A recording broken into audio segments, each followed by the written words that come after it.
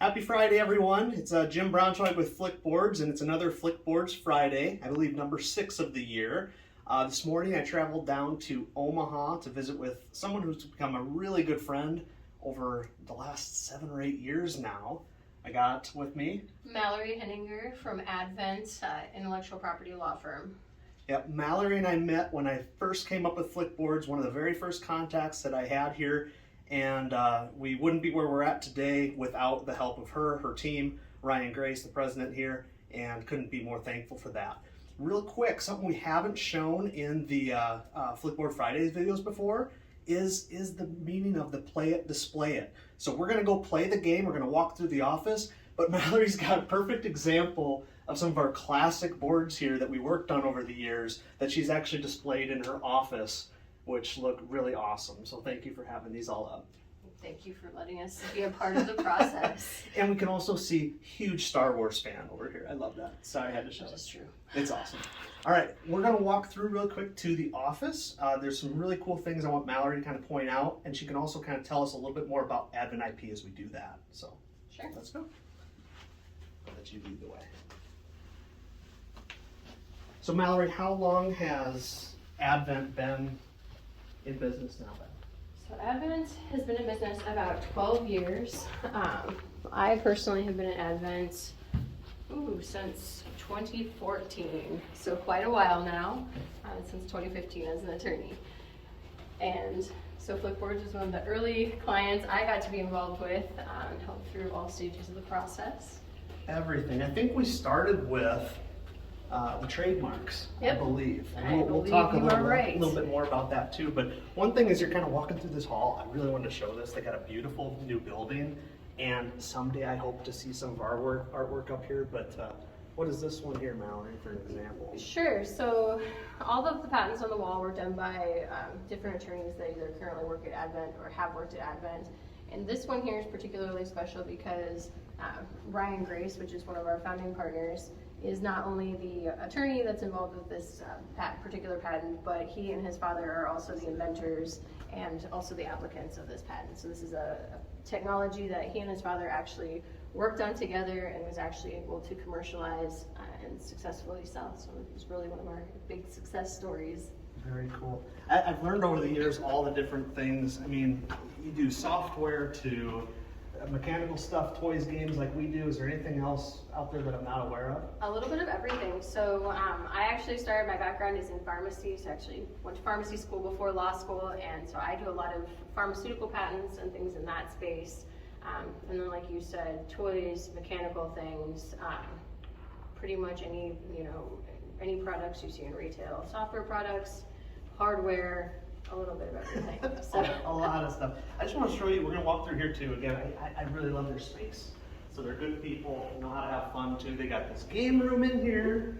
We got to get some of Mallory's Flickboards down from the wall, make sure they're in here.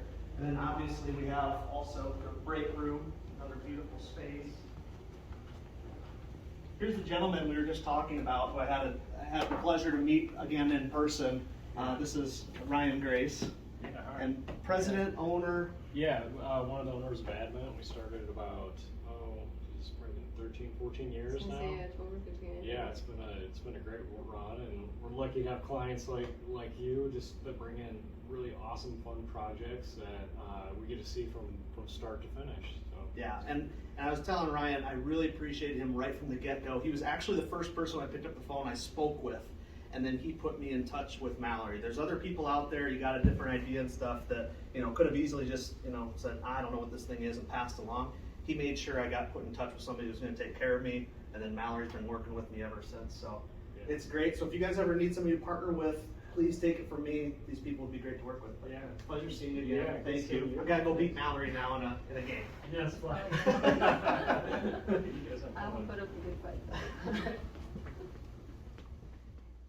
And finally we've arrived to, they got all their different offices, as you can see, along the outside and everything too, but they showed us this beautiful conference room where they're able to hold the different meetings.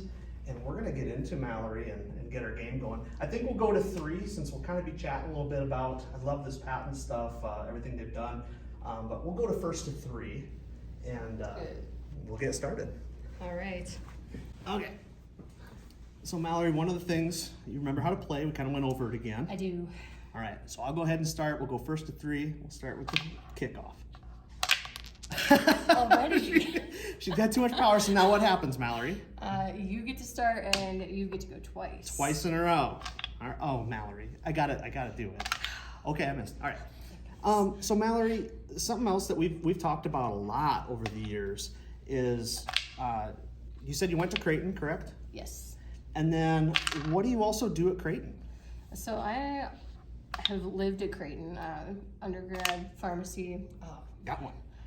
and law school. And now I'm back at Creighton. I've been back for a couple of years now teaching food and drug law at the law school as an adjunct professor. So it's really fun to have gone and been at Creighton so long and then get to go back and teach the next generation of young attorneys to do what we're doing now. So Absolutely. it's a great opportunity. And then, okay, I gotta kick off here. So 1-0, 1-0. Something else that Mallory and I talk a lot about, and I had a chance to visit with Ryan about this as well this morning, is if you are an inventor and getting started, too much power, Mallory. You know, how do you do that? How do you do it safely? And one of the things we discussed is getting knowing that how long do you have again when you come up with the idea?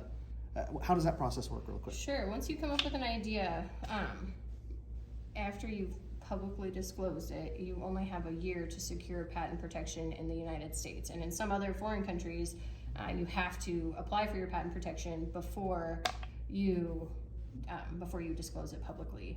So one of the big issues we're seeing right now is with crowdfunding, things like Kickstarter, which are really great opportunities for inventors to get started.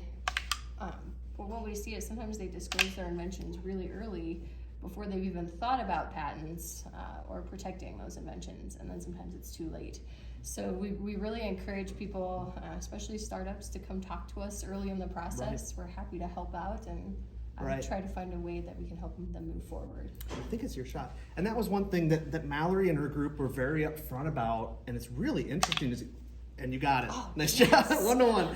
Very upfront about is almost like the strategies in doing this too. So I talked to her about, I did the University of Iowa Venture School, also did different entrepreneurial events and things and tried to pitch the ideas out. Like, that's okay. Like, you want to kind of know how to make the product or how it would do, but I still tried to keep it, you know, from really putting it out there or making a bunch of sales online. So I'd pick up the phone, talk to people, again, pitch the idea a little bit, but they were upfront about just, again, how that process worked to keep me in line with, okay, Jim, if you're gonna do that, that's fine. Or once you put online, let's keep in touch. You got to file before that 1-year date. Is it my turn? It is. 1-1. All right. There's something else I was going to discuss with you. Oh, through Advent, 2-1. Through Advent, we actually were able to, it took several years, and good things are going to take time. One thing they brought up, but anyway, we have a design patent, or 2 design patents. The best one we have is actually utility patent, which protects it even further, and we do have 2 trademarks on the Flickboards and the Play It, Display It, all of which was done by Mallory and her team. Who were some of the other people here that kind of worked on it? Do you remember all the people? Sure. So doing patents on board games is really a tough process just because of the rules at the patent office. And so Flickboards is really a collaboration of love by the whole Advent team. I think in addition to Ryan and myself, Dan Hans, Eric Antonsen, they were both involved with it. Dan helped me a little bit on the patent side with some strategy, and then Eric and his sister Heidi Antonsen, who is our draft person, actually were involved with the patent drawings, the illustrations that we file at the patent office, which they also, Heidi's very talented. She also does a lot of cool things with our patent drawings, like make them into art for boxes. She can make them into product manuals, advertising, all kinds of interesting things she can do with You can that. kind of hit on all aspects, can't you? Yeah, we really can handle a lot of different aspects of the process and a lot of the business side as well. Is it my shot or yours? I think yours. We got talking a lot, sorry. Oh, and Dana's Barber helps with a lot of the more business aspects of the company. Yep. And one part I was going to mention is, again, it took years, and that's okay. And one of the reasons why that's okay, what I learned, was you actually want pushback on your patents, especially like our utility ones or things that, and the reason for that is that means that the checkers at the, what is it called, the patenting office, that means they're doing their due diligence to make sure there isn't anything out there.